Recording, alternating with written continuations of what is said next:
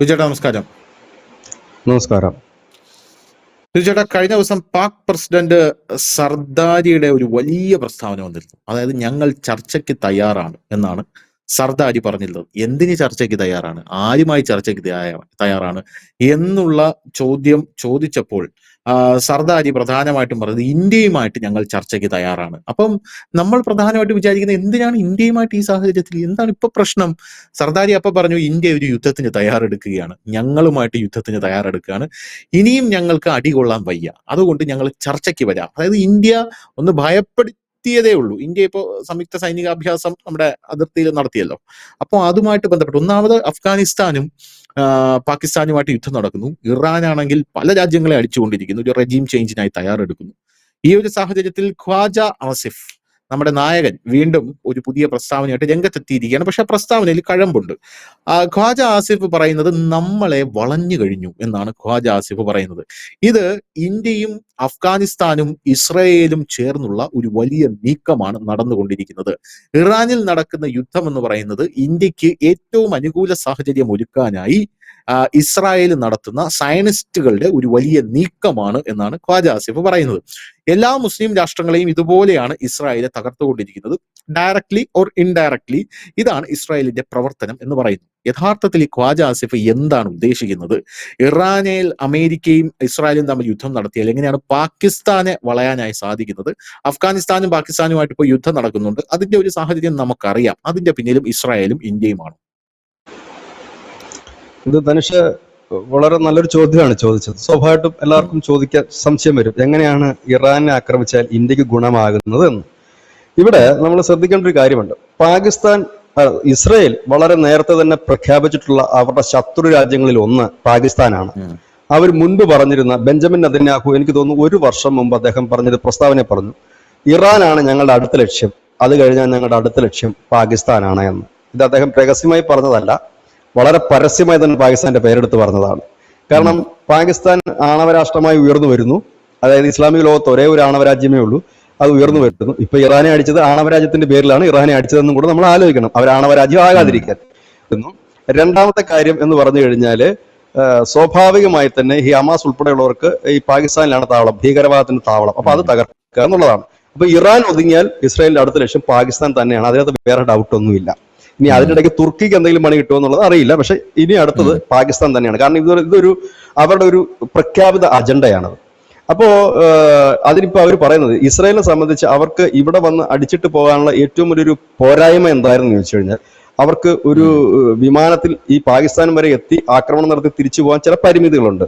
കാരണം ഇന്ധനം നിറയ്ക്കുന്നത് ഉൾപ്പെടെ, ഇല്ലെന്നുണ്ടെങ്കിൽ അവർക്കൊന്ന് തങ്ങാനുള്ള ഇടം ഉൾപ്പെടെയുള്ള പ്രശ്നമുണ്ട്. ഇറാനെ ഇസ്രയേലും അമേരിക്കയും ചേർന്ന് തകർക്കുകയും അതിന്റെ പ്രദേശങ്ങൾ കുറച്ച് കീഴ്പ്പെടുത്തുകയും ചെയ്താൽ ഇസ്രയേലിന് അവിടെ ഒരു സൈനിക ബേസ് ഉണ്ടാകുകയും അവരുടെ വിമാനങ്ങൾക്ക് ഈസിയായി വന്ന് ലാൻഡ് ചെയ്യപ്പെടാനായിട്ട് കഴിയുകയും ചെയ്യും. ഇറാനും പാകിസ്ഥാനും തമ്മിൽ 900 കിലോമീറ്ററാണ് ബോർഡർ ഉള്ളത്. അപ്പൊ അവിടെ നിന്ന് വളരെ പുഷ്പം പോലെ ഇങ്ങോട്ടേക്ക് അറ്റാക്ക് നടത്തിയിട്ട് അവർക്ക് പോകാം. അതായത് മുമ്പെന്ന് പറഞ്ഞാൽ ഇന്ത്യയുടെ സഹായം അവർക്ക് ആവശ്യമായിരുന്നു, ഇന്ത്യയിൽ വന്നിട്ട് ലാൻഡ് ചെയ്തിട്ട് അവർക്ക് അറ്റാക്കിന് പോകണമായിരുന്നു. ഇപ്പൊ അതിന്റെ ആവശ്യമില്ല. ഇറാനെ പൂർണ്ണമായി കീഴ്പ്പെടുത്തി കഴിഞ്ഞാൽ ഇസ്രായേലിന് വളരെ ഈസി ആയിട്ട് പാകിസ്ഥാനെ ഒരു പുഷ്പം ഇറുക്കുന്നത് പോലെ ആ ഒരു നിന്ന് വന്ന് അറ്റാക്ക് ചെയ്തിട്ട് പോകാൻ എളുപ്പത്തിൽ കഴിയും. ഇവിടെയാണ് ഈ ഖാജ ആസിഫ് പറയുന്നത്, കഴിഞ്ഞ ദിവസം മോദി ഇസ്രായേലിൽ പോയത് ഈ ഒരു ഗൂഢാലോചനയ്ക്ക് വേണ്ടിയാണ്. ഇതിനകത്ത് അവർ പറയുന്നത്, ഈ യുദ്ധം, അതായത് ഇറാൻ എല്ലാം സമ്മതിച്ചിട്ടും ചർച്ചയ്ക്ക് തയ്യാറായിട്ടും കയറി അടിക്കുകയായിരുന്നു. അതിനർത്ഥം ഇവരുടെ ലക്ഷ്യം ഇതാണ്, ഈ ഇറാൻ വഴി ഇസ്രായേലും അഫ്ഗാനിസ്ഥാനും ഇന്ത്യയും നമ്മളെ വളയപ്പെട്ട് കഴിഞ്ഞിരിക്കുന്നു. 25 കോടി വരുന്ന പാകിസ്ഥാനിലെ ജനങ്ങൾ ഇത് മനസ്സിലാക്കണം. ഇത് മനസ്സിലാക്കാത്തടത്തോളം കാലം നമുക്ക് ഇതിന്റെ യാഥാർത്ഥ്യം തിരിച്ചറിയാൻ കഴിയില്ല. നമ്മൾ വളയപ്പെട്ട് കഴിഞ്ഞിരിക്കുന്നു, ഏത് നിമിഷവും നമുക്കെതിരെ ഒരു ആക്രമണം ഉണ്ടായേക്കാം. അതിന്റെ ഭാഗമാണ് ഇറാൻ എന്നാണ് അവർ പറയുന്നത്. ഇതിൻ്റെ ഇടയ്ക്ക് ഒരു വലിയ വിഷയം എന്ന് വെച്ചാൽ, ഇന്ത്യ ഒരു വലിയ പടനീക്കം നടത്തുന്നുണ്ട്. ഇന്ന് നോട്ടാം, മാർച്ച് 5 മുതൽ മാർച്ച് 12 വരെ നോട്ടാം പ്രഖ്യാപിച്ചിരിക്കും. ഇതിൽ തന്നെ പാകിസ്ഥാൻ വരണ്ടിരിക്കുകയാണ് നോട്ടാം എന്ന്. കാരണം നമ്മൾ ഈ നോട്ടാം പ്രഖ്യാപിക്കുക എന്ന് പറഞ്ഞാൽ അതിന് തൊട്ടു പിന്നാലെ അടി വരുമോ എന്നുള്ളൊരു പേടി അവർക്കുണ്ട്. അത് മാത്രമല്ല, ഇന്ത്യ കുറെ നാളായിട്ട് അതിർത്തികളൊക്കെ വലിയ സൈനിക വിന്യാസമാണ് നടത്തുന്നത്. S-400 അടക്കം റഷ്യയിൽ നിന്ന് ധൃതി പിടിച്ച് നമ്മൾ വാങ്ങിക്കൂട്ടുന്നു. ഇങ്ങനെ അത് ധൃതി പിടിച്ചെത്തിക്കുകയാണ്. സാധാരണ നമ്മൾ ആയുധ കരാർ എന്നൊക്കെ പറഞ്ഞ മാസങ്ങൾക്ക് ധൃതി പിടിച്ച് എത്തിക്കുന്നു. റഫേൽ വിമാനങ്ങൾ ധൃതി പിടിച്ച് എത്തിക്കുന്നു. ഇസ്രായേലിന്റെ കയ്യിൽ നിന്ന് അവരുടെ മികച്ച മിസൈലുകൾ, അത് അയൺ ഡോം അടക്കമുള്ളവ എത്തിക്കാനുള്ള ശ്രമം നടത്തുന്നു. ഇങ്ങനെയൊക്കെ നിൽക്കുന്നു. ഇതൊരു ഖാജ ആസിഫ് പറഞ്ഞത് വെറുതെ അല്ല.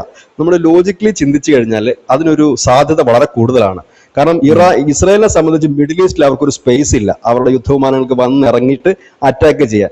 അവര് ഇറാനെ മുമ്പ് ആക്രമിക്കുമ്പോഴും ഇപ്പോഴാക്രമിക്കുമ്പോഴും ഒക്കെ അവർക്ക് പല രാജ്യങ്ങൾ താണ്ടി ഇവിടെ വന്ന് അടിച്ചിട്ട് പോകേണ്ട അവസ്ഥയാണ്.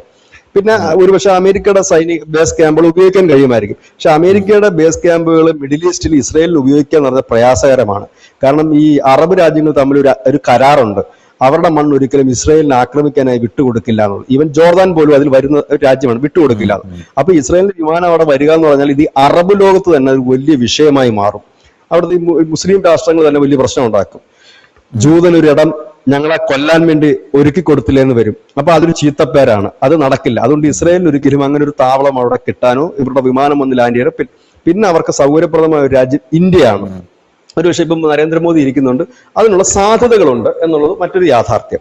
പക്ഷെ അതിനേക്കാൾ സേഫ് സ്വന്തമായിട്ടൊരിടം ഈ മിഡിൽ ഈസ്റ്റിൽ, അതായത് ഈ ഇറാനിൽ അവർക്കുണ്ടെങ്കിൽ ഒരു വ്യോമസേനയുടെ ബേസ് അവർക്ക് കിട്ടുകയാണെങ്കിൽ കാര്യങ്ങൾ എളുപ്പമായില്ലേ.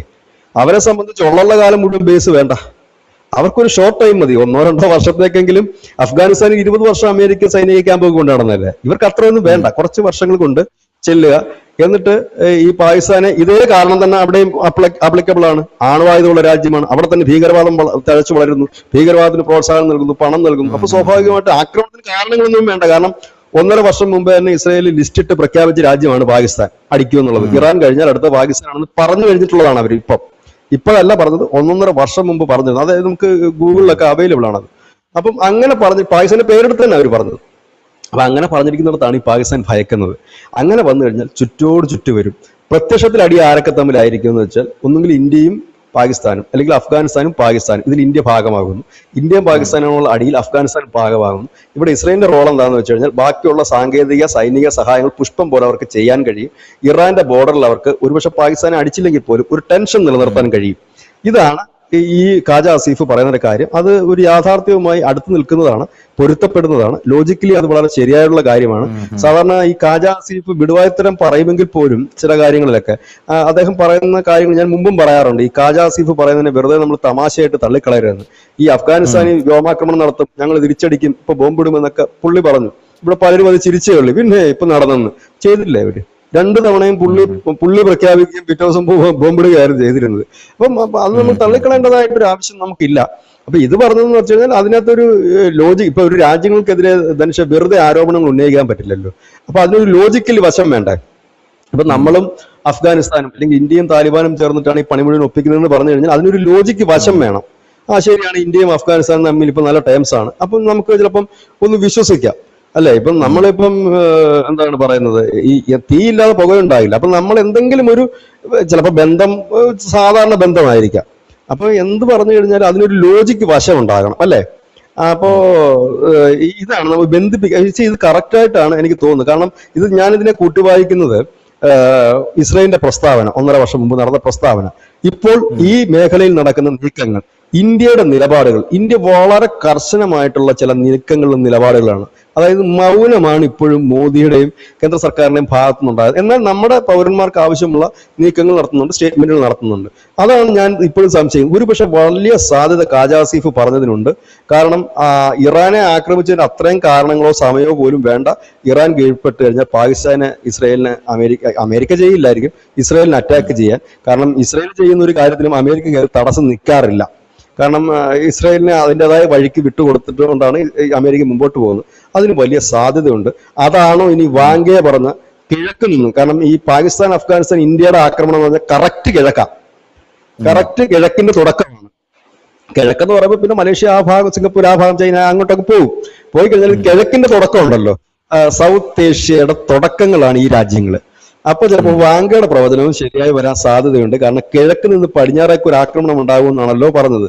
അങ്ങനെ വരുമ്പോൾ അതിനൊരു വലിയ സാധ്യതകൾ ഇവിടെ കാണുന്നു. അങ്ങനെയാണെന്നുണ്ടെങ്കിൽ ചൈനയ്ക്കൊന്നും ഇടപെടാതിരിക്കാൻ പറ്റുമോ ഇല്ലോ എന്നൊന്നും അറിയില്ല. ചൈന പിന്നെ സ്വാഭാവികമായിട്ടും ഇടപെടാത്ത രാജ്യമായതുകൊണ്ട് പിന്നെ റഷ്യയുടെ ഭാഗത്തുള്ള സപ്പോർട്ട് ഇന്ത്യക്ക് ആയിരിക്കുമല്ലോ സ്വാഭാവികമായി തന്നെ. ഇന്ത്യ ഒരു യുദ്ധത്തിലേക്ക് ഇറങ്ങി പുറപ്പെട്ടാൽ റഷ്യയുടെ ഭാഗത്തുള്ള സപ്പോർട്ടും ഇന്ത്യക്കായിരിക്കും. അങ്ങനെ വന്നു കഴിയുമ്പോൾ പാകിസ്ഥാൻ എന്ന് പറയുന്ന രാജ്യം തീരും. അതാണ് ഇന്ത്യ പറയുന്നത്, ഇനിയൊരു അടി വന്നാൽ ഞങ്ങൾ പഴയതുപോലെ ഓപ്പറേഷൻ സിന്ദൂർ ഒരു സാമ്പിൾ ആയിരുന്നു, ഇനി ഒരു അടി വന്നാൽ സാമ്പിൾ അല്ല, അതോടുകൂടി നിങ്ങളെ ഭൂമുഖത്തു നിന്ന് തന്നെ ഞങ്ങൾ തുടച്ചു നീക്കും, ഇല്ലാതാക്കും, തകർത്ത് കളയുമെന്നാണ്. അതായത് ഇറാൻ പോലെ ഒരു പടുകൂറ്റൻ രാജ്യത്തിനെ അവർക്ക് ഇതേ രീതിയിലേക്ക് ഇത് ചെയ്ത് നിർത്താൻ പറ്റുമെങ്കിൽ അത്രയൊന്നും പോരാട്ട വീര്യമില്ലാത്ത പട്ടാളക്കാരും, ആകെയുള്ളത് ഈ അണുവായുധത്തിന്റെ ഒരു ബലം മാത്രമാണ് ഇവർക്കുള്ളത് എപ്പോഴും പറയുന്നത്. പിന്നെ ചൈനയുടെ നിന്ന് വാങ്ങിയ മിസൈൽ തേച്ച് വിനക്കിയിട്ട് ഓരോ പേരിട്ടിറക്കും, ആ മിസൈൽ, ഈ മിസൈൽ, മറ്റേ മിസൈൽ, ഫത്തായ് മിസൈൽ എന്നൊക്കെ പറഞ്ഞ് ഇറക്കുന്നുള്ളൂ. അപ്പൊ അങ്ങനെ നിൽക്കുന്ന ഒരു രാജ്യമാണ്. അപ്പൊ ഖാജ ആസിഫ് പറഞ്ഞത് നമുക്ക് തള്ളിക്കളയാൻ കഴിയില്ല. സമീപ ഭാവിയിൽ നടക്കാൻ സാധ്യത ഏറെയുള്ള ഒരു കാര്യം തന്നെയാണ് ഖാജ ആസിഫ് കഴിഞ്ഞ ദിവസം പറഞ്ഞത്.